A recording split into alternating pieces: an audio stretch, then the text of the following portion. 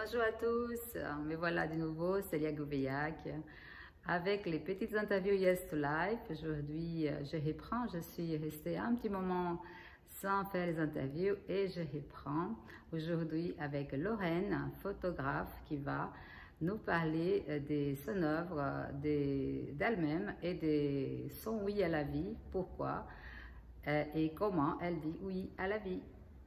À tout de suite. Et nous voilà à nouveau avec Lorraine, un photographe qui va répondre aux petites questions Yes to Life, mais qui va nous parler aussi un petit peu d'elle. Donc, Lorraine, parle-moi un petit peu de toi, de ce que tu fais, de comment tu fais, etc., etc. Merci Célia. Donc effectivement, je suis photographe, mais avant tout, je suis une artiste. Et comme tous les artistes, ce qui compte vraiment pour moi, c'est de pouvoir créer, laisser la créativité m'habiter, m'insuffler les différents médiums pour qu'elle s'exprime, autant la photographie que par exemple l'illustration. Et aujourd'hui, c'est vraiment quelque chose que j'ai envie de vous présenter. Un processus très simple de création qui consiste à réceptionner ses idées, et de créer des histoires qui nous viennent naturellement. Donc notamment cette série qui s'appelle Les oiseaux d'amour, qui m'a été inspirée un jour alors que je m'ennuyais et que j'ai pu dessiner sur l'instant avec des marqueurs, des stylos à paillettes, mais aussi de la récupération de vernis à ongles.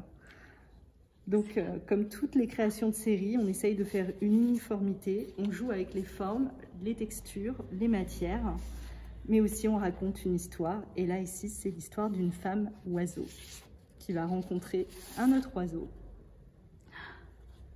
pour après s'envoler ensemble. Super, quelle jolie histoire. Bon, bah écoute, donc tu es photographe, donc tu fais des illustrations. J'avais vu un moment que tu faisais des voyages dans la nature pour faire des photos. Tu peux parler un petit peu de ces projets rapidement? Oui, bien sûr, je vois tout à fait le projet dont tu me parles. C'était le projet de pédaler pour la biodiversité où en fait j'étais partie en compagnie de 4 personnes, plutôt elles spécialisées dans la biodiversité et l'environnement. Et l'objectif, ça a été de pouvoir capter les souvenirs justement de cette épopée, puisqu'on est parti faire le tour de la Gironde, donc plus de 600 km sur 2 semaines. Et des photos de vie justement des différentes étapes où on s'est arrêté, mais aussi du paysage et de la biodiversité de notre belle région. Super, bon, bah, ça introduit très bien les petites questions que je vais commencer à te demander sur les Yes to Life.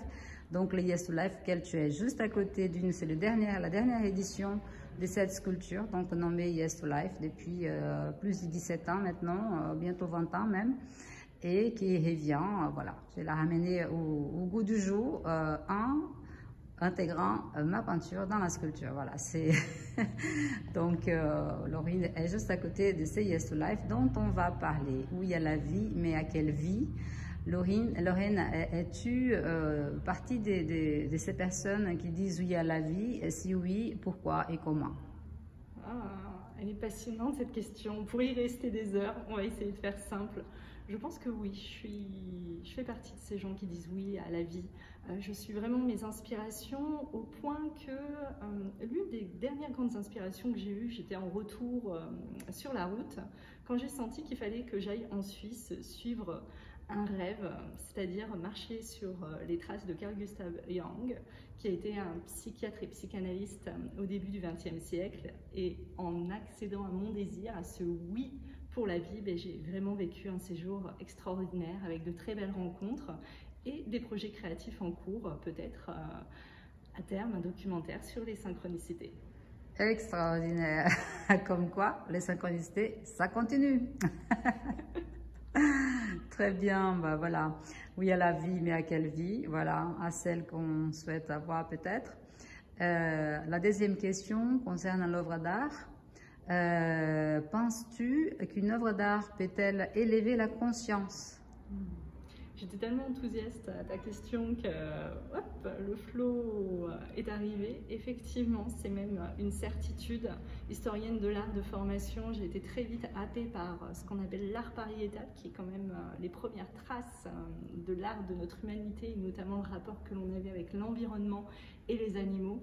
Et donc oui, je pense que sincèrement, on peut s'élever grâce à ça.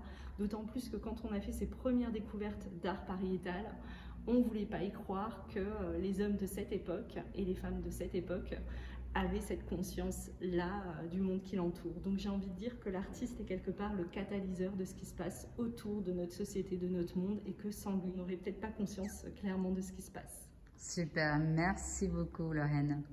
Et la dernière question donc, concerne le monde dans lequel nous vivons aujourd'hui. Personnellement, c'est un monde qui est très, on va dire, bousculant, très complexe et à la fois simple. Mais ce n'est pas si simple de vivre dans ce monde d'aujourd'hui pour certaines personnes, moi y compris.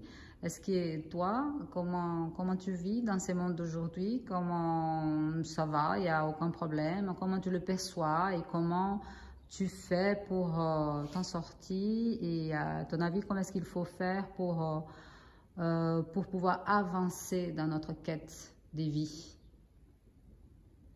Je pense qu'effectivement, on est dans un monde qui peut être bousculant, mais peut-être qu'il a été à chacune des périodes. Peut-être qu'à toutes les périodes de l'histoire, il a ses propres challenges.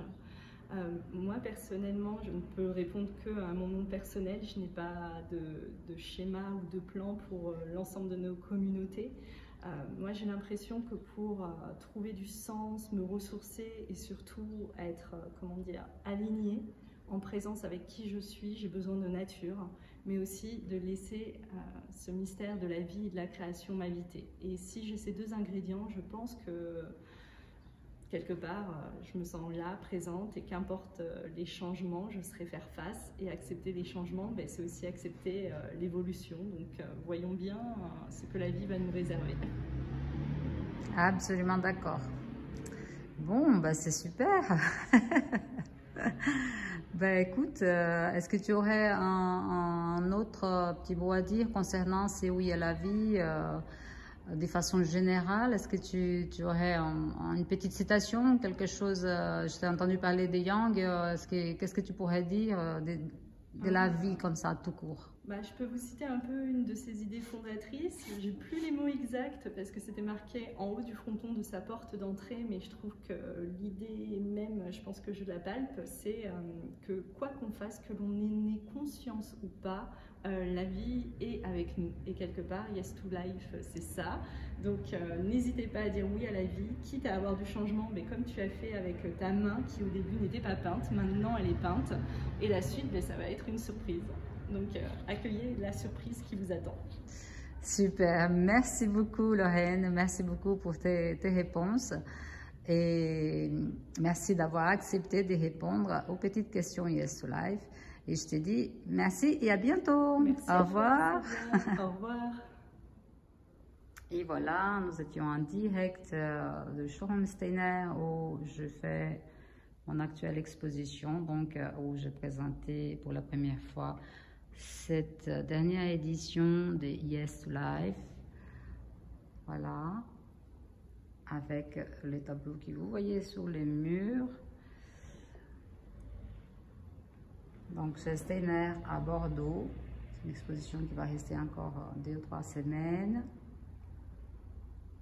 Je profite pour vous envoyer quelques images rapidement. Et pour remercier encore Laurine d'avoir répondu aux petites questions Yes to Life qui reprennent donc comme prévu à une interview par semaine. Voilà les grands bleus. Et voilà, je vous remercie pour regarder la vidéo et je vous dis à très vite pour la prochaine interview.